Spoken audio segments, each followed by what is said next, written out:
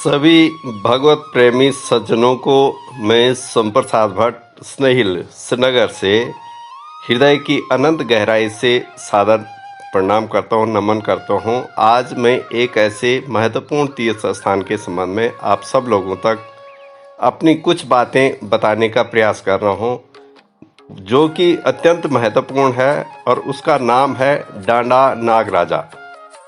वह कहाँ है, किस स्थान पर है, क्या उसकी विशेषताएं हैं, उसी पर केंद्रित कुछ शब्द मैंने अपनी तरफ से इकट्ठा करने का प्रयास किया है। संयोग से मुझे वहाँ यात्रा का अवसर मिला, तो लीजिए। डांडा नागराजा एक पावन पवित्र तीर्थ स्थल है, नाग तीर्थ है। तो अनंतम फणिनम सहस्राक्ष शिरम फणानंतधरम जीवनानंत पदम अनंते शिखरे शून्याकाशमये शरणागतोहम डांडा नागपतिम। अनंत शून्याकाश जिनका शरीर है और तथा हजारों सिर एवं नेत्र हैं, और उस शरीर में स्थित अत्यंत सूक्ष्म अस्तित्व कण रूपी जीवात्माएं चिदकण ही जिनके अनंत फण हैं, ऐसे अनंत शून्याकाश भरने वाले उच्च शिखर पर स्थित शेषनाग रूपी डांडा नागराजा श्री हरि की मैं शरण ग्रहण करता हूँ। यह श्लोक पंडित दिवाकर थपलियाल जी द्वारा लिखा गया है, जो कि डांडा नागराजा स्तोत्र भजनावली में है। तो लीजिए। माँ जगत जननी जगदम्बिका परम आराध्या पराम्बा की कृपा दृष्टि तथा पितृदेवों की असीम अनुकंपा और आप सभी आत्मिक स्नेही जनों के स्नेहाशीष के सद्प्रभाव से आंचल डेयरी श्रीनगर उत्तराखंड स्थित अपने आवास से पौड़ी और फिर कंडोलिया होकर टेका के वर्ष अद्वानी होते हुए आदरणीय श्री विजय प्रसाद जी पुरोहित सहित हम 7 पारिवारिक जनों ने प्रभु नागदेव के पवित्र तीर्थ स्थल डांडा नागराजा मंदिर दर्शनार्थ दिनांक 5/11/2022 को प्रातः 10 बजे प्रस्थान किया। पौड़ी से डांडा नागराजा के मध्य अत्यंत ही सुरम्य व सघन वनाच्छादित क्षेत्र को देखते हुए मन अत्यधिक प्रफुल्लित हो जाता है। दिनांक 5/11/2022 को मध्याह्न 1:15 पर डांडा नागराजा मंदिर पहुंच मार्ग के मुख्य स्टेशन पहुंचे। वहां स्थित दुकान से पूजन हेतु आवश्यक सामग्री खरीद कर लगभग 500 से 750 मीटर तक हल्की सामान्य चढ़ाई व सीधे रास्ते से पैदल ही आगे बढ़े तथा प्रभु श्री नागदेव के मुख्य मंदिर स्थल डांडा नागराजा पहुंचे। मंदिर पहुंचकर नागराजा के पावन पवित्र तीर्थ स्थल के सुरम्यतम दृश्यों का दृश्यावलोकन करते हुए वहां से दिखने वाले उत्तर दिशा की ओर अति मनोरम हिम शिखरों के अवलोकन से मन आह्लादित हो उठा। स्वयं मंदिर स्थल का दृश्य अत्यंत ही सुंदर व मनमोहक है, आकर्षक है, जहां पहुंचकर रास्ते भर की संपूर्ण थकान क्षण भर में ही समाप्त हो गई। अब तो मात्र प्रभु दर्शनों की ही अभिलाषा बनी हुई थी। कुछ ही क्षणों में मुख्य मंदिर के प्रांगण में पहुंचे। मंदिर के भव्य दर्शन प्राप्त कर जन्म जन्मांतर का पुण्य उदय हुआ। सिलसू गांव निवासी पंडित श्री गणेश प्रसाद देशराज जी से विधिवत पूजन करवाकर प्रभु के आशीर्वाद स्वरूप प्रसाद प्राप्त किया और मंदिर परिसर के क्षेत्र में भ्रमण करते हुए वहां स्थित विभिन्न मंदिरों, शोभा स्थलों व अत्यंत खूबसूरत स्थानों को देखने का परम सौभाग्य मिला। वहां से जहाँ मनोरम हिम शिखरों के सुंदरतम दर्शन होते हैं, वहीं पावन पवित्र गंगा नदी की अविरल प्रभावित होने वाली धारा के दर्शनों से भी मन को अत्यधिक आनंद की अनुभूति होती है। भव्य व दिव्यतम परिसर को देखकर वापसी लगभग वही 500 से 750 मीटर की लगभग दूरी पैदल पथ तय करके वापस स्टेशन पहुंचे। मंदिर से मोटर मार्ग के मध्य पैदल पथ के दोनों छोर पर भव्यतम द्वार व धूप वर्षा आदि से बचाव के लिए पूरे रास्ते भर आवागमन हेतु टिन चद्दरों से सुरक्षित किया गया है। मोटर मार्ग मुख्य स्टेशन पर स्थित रावत दंपति द्वारा संचालित दुकान स्वीट एंड रेस्टोरेंट, जहां से हमने मंदिर जाते हुए पूजन सामग्री भी क्रय की, वहीं पर आकर दिन का भोजन किया।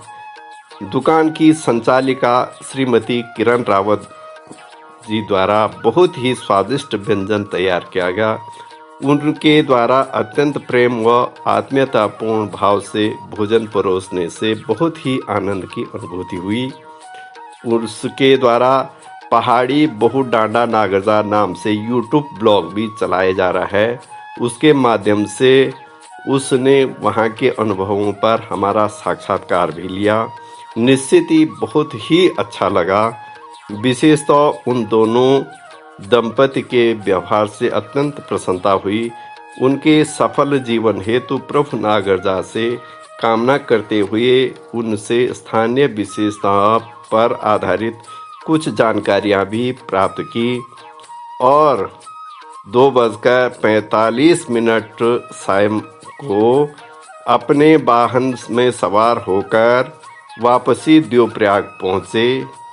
फिर देवप्रयाग से राष्ट्रीय राजमार्ग नंबर 58 पर चलकर 5:15 अपराह्न को श्रीनगर अपने आवास पहुंचे। पूरा वर्ष शतम परब्रह्म स्वयं सुरम्ये शिखरे स्वयमागमनम गिरा गंभीरया सूच्य ग्राम्य गुरुन् शीला या मागतो नागरूप हरि। पूर्व काल में परब्रह्म परमात्मा ने डांडा पर्वत पर आकर शिला के ऊपर नाग रूप में स्थित होकर स्थानीय ग्राम मुखियाओं को स्पष्ट वाणी में स्वयं के आगमन की सूचना दी। यह श्लोक पंडित दिवाकर थपलियाल जी द्वारा अथ डांडा नागरजा पूर्व कथा स्तोत्र में लिखा गया है। कुछ प्रामाणिकता इनके साथ जुड़ी हुई है। निश्चित ही बहुत अच्छा सिद्ध श्लोक है। तो लीजिए आगे। भारतीय संस्कृति, सनातनी संस्कृति के वेद और पुराण दो मुख्य व महत्वपूर्ण स्रोत हैं। पुराणों में उल्लेख मिलता है कि कश्यप ऋषि की 13 पत्नियां थीं, जिनमें से एक का नाम कद्रू था। यह कश्यप ऋषि की तन मन से समर्पित होकर सेवा शुश्रूषा करती रहती थी। कहते हैं एक बार ऋषि ने उनके सेवा भाव से अत्यंत प्रसन्न होकर उन्हें वरदान मांगने के लिए कहा। तो पत्नी कद्रू ने पति से स्वयं के लिए 1000 नागपुत्रों की मांग की। ऋषि कश्यप ने तथास्तु कहकर उन्हें 1000 नागपुत्रों की मां बनने का वर प्रदान किया।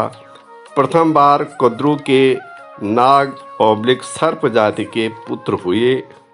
तब से सर्प प्रजाति का विकास प्रारंभ हुआ। पौराणिक इतिहास पर दृष्टिपात करें तो पाते हैं कि पूर्व में भारत में ही नहीं अपितु विश्व में अनेक क्षेत्रों में नाग जाति के राजवंशियों का ही राज था।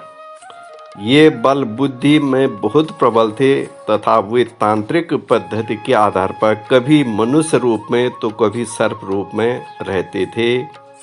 बताया जाता है कि जिन लोगों के संबंध नाग सर्प से थे और जो उन्हें अपने इष्ट देव के रूप में स्वीकार कर उनकी नित्य आराधना पूजा करते रहते थे, वे नागवंशी कहलाए। नागों में सर्वश्रेष्ठ शेष नाग को ही माना जाता है। उन्हीं को अनंत के नाम से भी जाना जाता है। कश्मीर राज्य का अनंतनाग इन्हीं का मुख्य स्थान था। पूर्व काल में भारत का दक्षिणी राज्य महाराष्ट्र महर जाति के नागों की राजधानी थी, जिसे बाद में महाराष्ट्र के नाम से पुकारा जाने लगा। इसी राज्य का नागपुर शहर प्राचीन काल में इनका प्रमुख केंद्र माना जाता है। उत्तर पूर्व क्षेत्र में नागालैंड राज्य का इतिहास भी नाग कथाओं से ही जुड़ा हुआ है। यहाँ की नागा जाति के लोग भी नागवंशी श्रेणी के में ही माने जाते हैं। उत्तराखंड, जिसे पूर्व में केदारखंड कहा जाता था, के पर्वतीय क्षेत्रों में कदम कदम पर नाग देवता के मंदिर व देवस्थल हैं। इनमें टिहरी जिले में स्थित सेम मुखेम नागरजा, जनपद चमोली में नागनाथ पोखरी, जनपद रुद्रप्रयाग में पिल्लू कर्माजीत, कांदी बाड़व का कोंगाजीत नाग मंदिर बहुत प्रसिद्ध हैं। इनके अतिरिक्त भी कई अन्य स्थानों में नाग देवता के पूजन स्थल हैं। यहाँ कई गांवों में तो इन्हें नाग देवता के रूप में पूजा व समय समय पर सामूहिक रूप में नचाया खिलाया भी जाता रहता है। यह मैंने कोशिश की है कुछ ऐतिहासिक तथ्यों को इसमें जोड़ने का। निश्चित ही एक शोध परख मैंने इसको कोशिश की है। प्रभु कृपा से मुझे इस स्थान में जाने का मौका मिला, तो मैंने सोचा क्यों न उसके संबंध में कुछ गहराई से अपने शब्दों को संजोए जाए।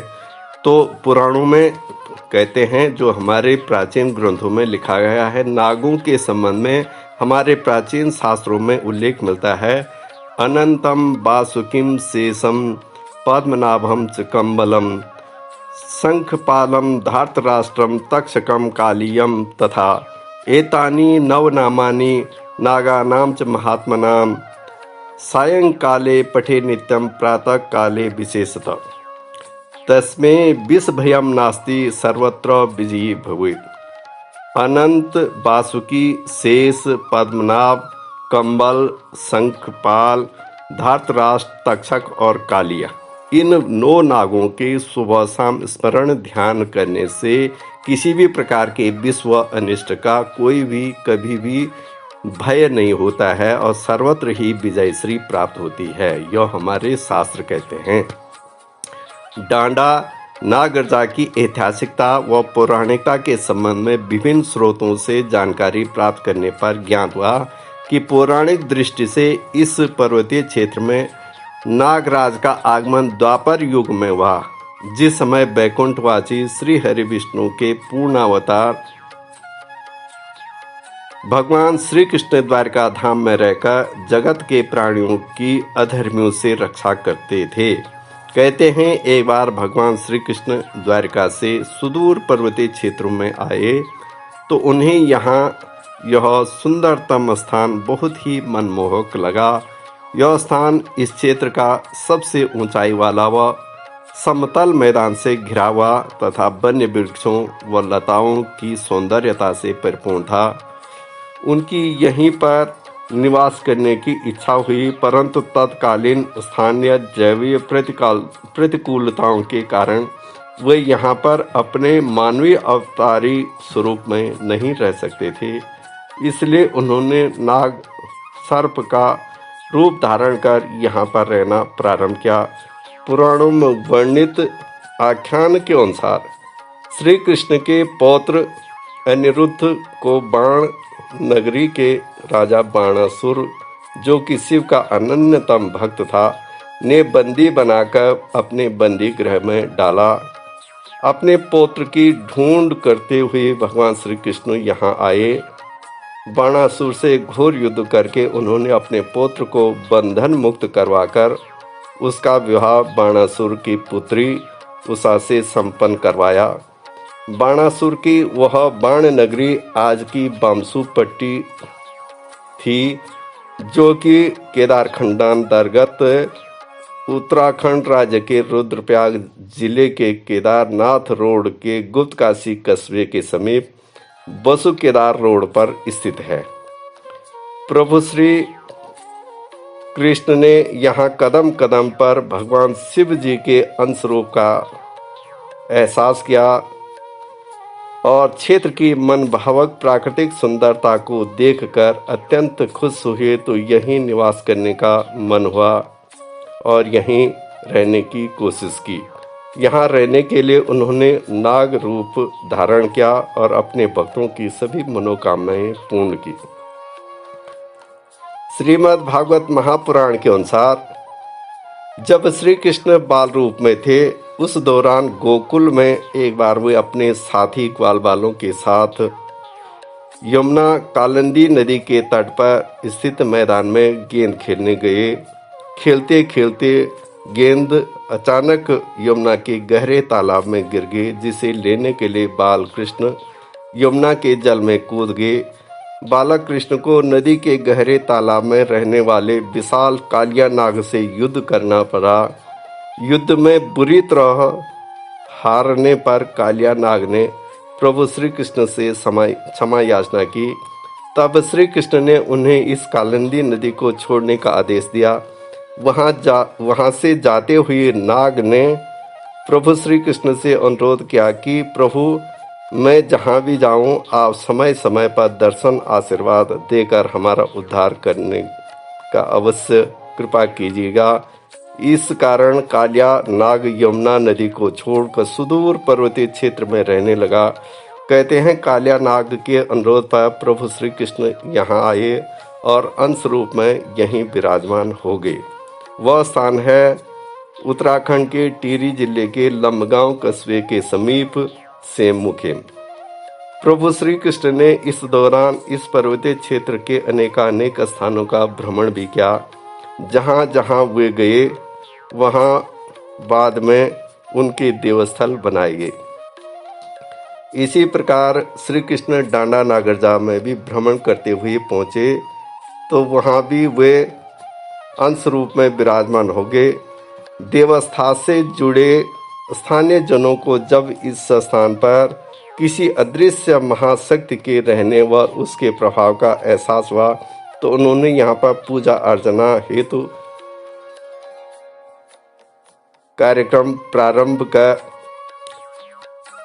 प्रारंभ में पत्थरों की एक छोटी सी मंदिर नुमा मंडली बनाई और भक्ति भाव से पूजा अर्चना करना प्रारंभ किया। कालांतर में यहाँ पर कई बार सर्प के दिखाई देने से लोग इसे नागराज के रूप में पूजने लगे।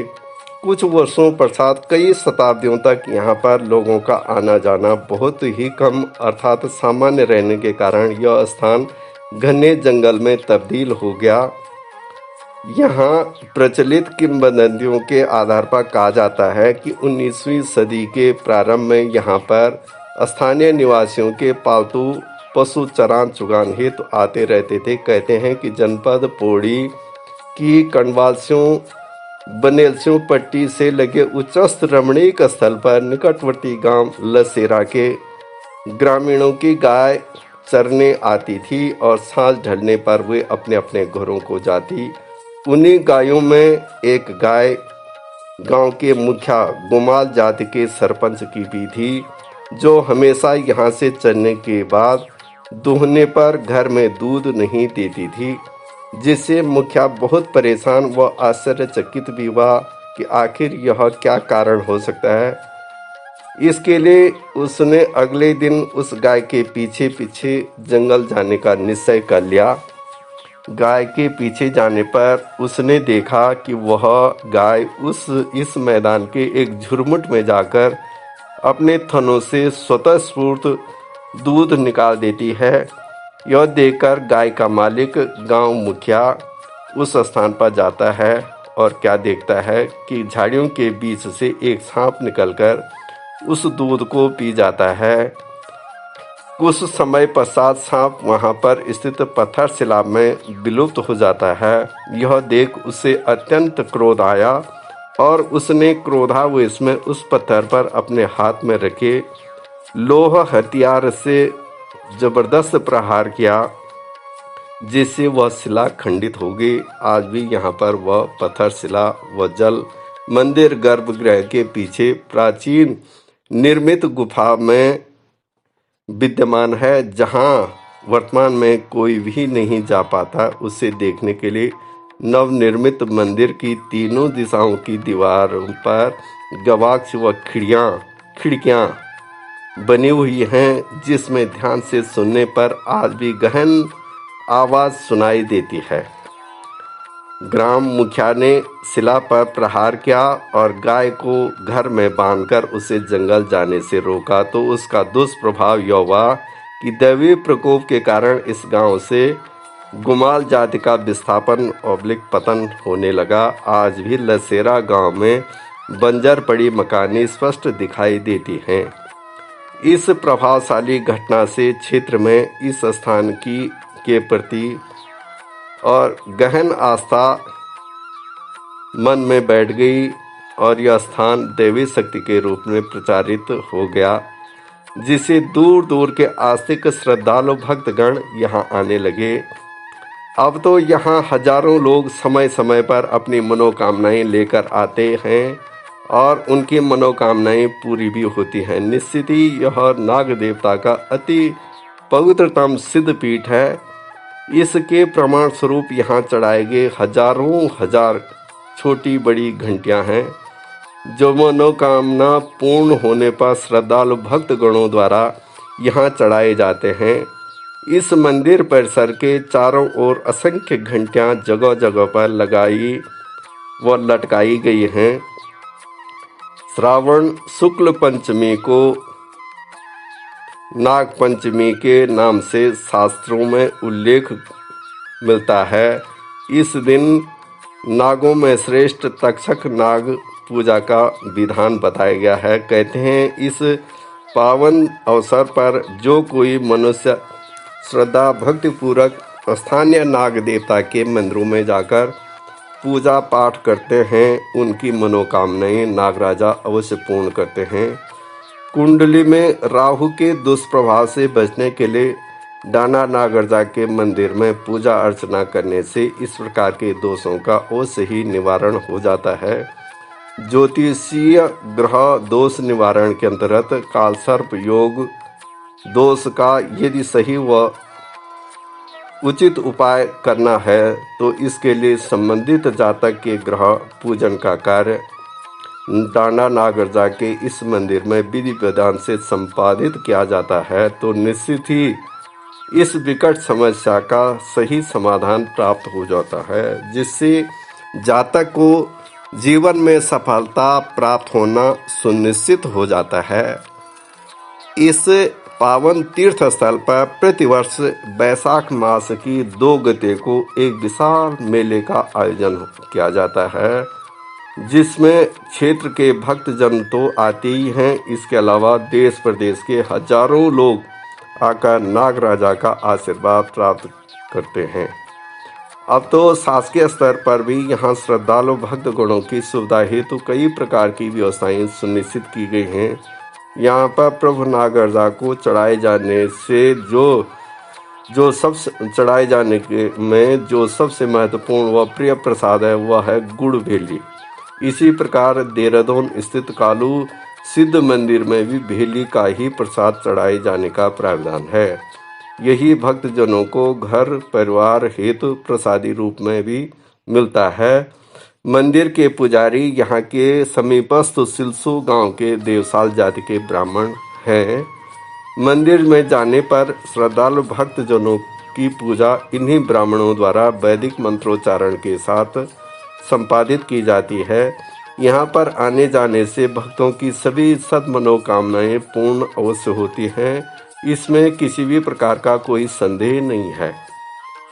यहाँ आए यात्रियों के अनुभवों से इस बात की सत्यता के प्रमाण स्पष्टता से प्राप्त किए जा सकते हैं। गुड़ भेली चढ़ाने के संबंध में कहा जाता है कि पूर्व काल में पूजन सामग्रियों का अभाव रहता था, साथ ही अधिकांश जीवन निर्धनता व अभावों से घिरा रहता था, जिससे शुद्धता के साथ साथ कम मूल्य में आसानी से उपलब्ध होने वाली वस्तुओं को देवों को अर्पित किया जा सके। इस कारण भेली चढ़ाई जाती थी। इस कारण तत्समय उपलब्धता के आधार पर यहाँ पर भेली ही नागरजा को प्रसाद के रूप में चढ़ाई जाती रही है, जो बाद में रीति व परंपरा का ही अंग बन गया।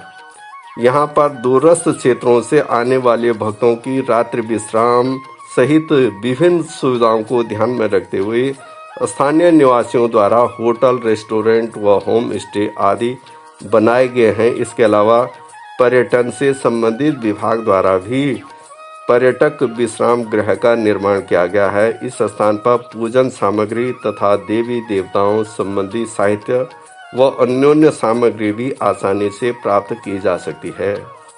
पूर्व में यहाँ जलापूर्ति की बहुत बड़ी समस्या थी, जो कि अब जलापूर्ति संबंधी विभाग द्वारा योजना के तहत मंदिर तक उपलब्ध कराने की व्यवस्था की गई है।